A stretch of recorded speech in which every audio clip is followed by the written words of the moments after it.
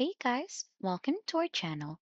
In today's video, we'll learn how to use keyframes in CapCut PC. So keyframes are actually an important aspect in editing in CapCut PC since this will help you achieve a more professional look onto your videos. So let's try out keyframes onto our video so that we could learn how to use them. So the first thing that we need to do is open CapCut's editor, and as you can see, we're here already and import the video that we want to use.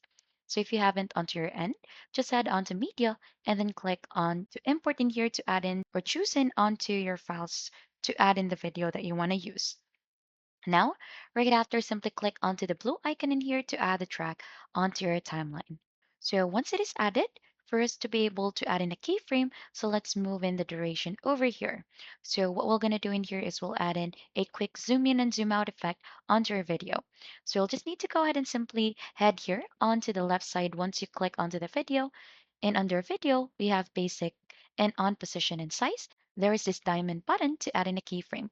Let's add over here also here onto the middle so that we can zoom in, click onto this one, and then we could adjust the scale to make this bigger.